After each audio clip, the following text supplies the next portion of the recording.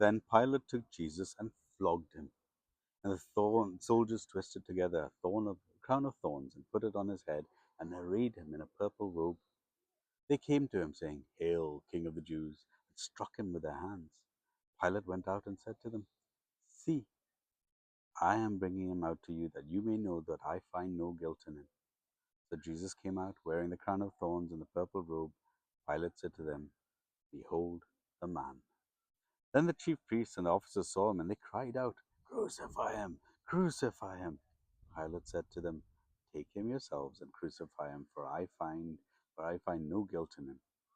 Jesus answered, "We have a law, and according to that law he is to die, because he has made himself the Son of God." When Pilate heard this statement, he was even more afraid. He entered his headquarters again and said to Jesus, "Where are you from?"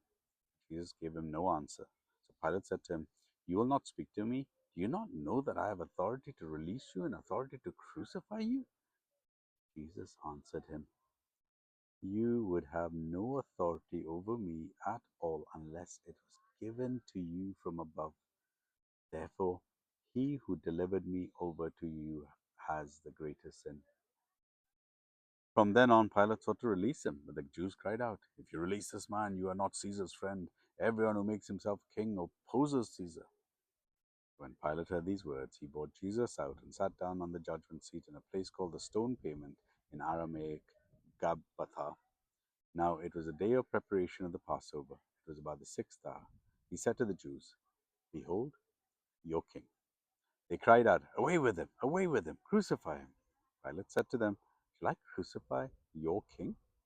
The chief priests answered, "We have no king but Caesar." So they delivered him over to them to be crucified. So they took Jesus, and he went out bearing his own cross to the place called the Place of the Skull, which in Aramaic is called Golgotha. There they crucified him, and with him two others, one on either side, and Jesus between them. Pilate also wrote an inscription and put it on the cross. It read, "Jesus of Nazareth, the King of the Jews." Many of the Jews read this inscription, for the place where Jesus was crucified was near the city. It was written in Aramaic, in Latin, in Greek. So the chief priests of the Jews said to Pilate, "Do not write the King of the Jews, but rather this man said, 'I am the King of the Jews.'" Pilate answered, "What I have written, I have written." Then when the soldiers had crucified Jesus, they took his garments and divided them into four parts, one part for each soldier, also his tunic. But the tunic was seamless, woven in one piece from top to bottom. So they said to one another, "Let us not tear it, but cast lots to see whose it shall be." This was to fulfill the scripture that says, "They divided my garments among them, and for my clothing they cast lots." So the soldiers did these things by standing by the cross of Jesus were his mother and his mother's sister, Mary, the wife of Cleopas, and Mary Magdalene. When Jesus saw his mother and the disciple who he loved standing nearby, he said to his mother, "Woman, behold your son."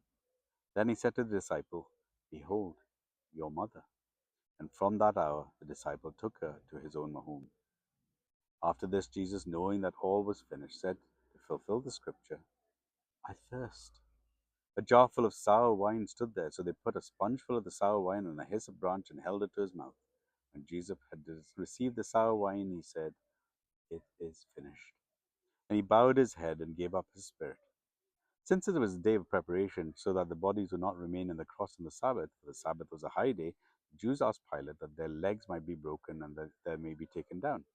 So the Jews came and broke the legs of the first, and of the other who had been crucified with him. But when they came to Jesus and saw that he was already dead, they did not break his legs.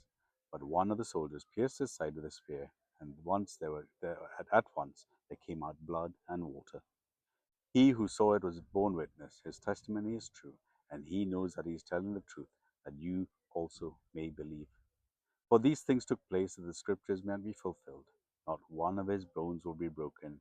And again another scripture say, "They will look on him whom they have pierced." After these things, Joseph of Arimathea, who was a disciple of Jesus, but secretly for fear of the Jews, asked Pilate that he might take away the body of Jesus. And Pilate gave his permission. So he came and took away his body. Nicodemus also, who earlier had come to Jesus by night, came bringing a mixture of myrrh and aloes, about 75 pounds in weight.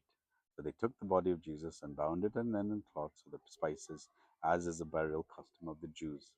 Now in the place where he was crucified there was a garden, and in the garden a new tomb in which no one had been laid. So because of the Jewish day of preparation, since the tomb was close at hand, they laid Jesus there.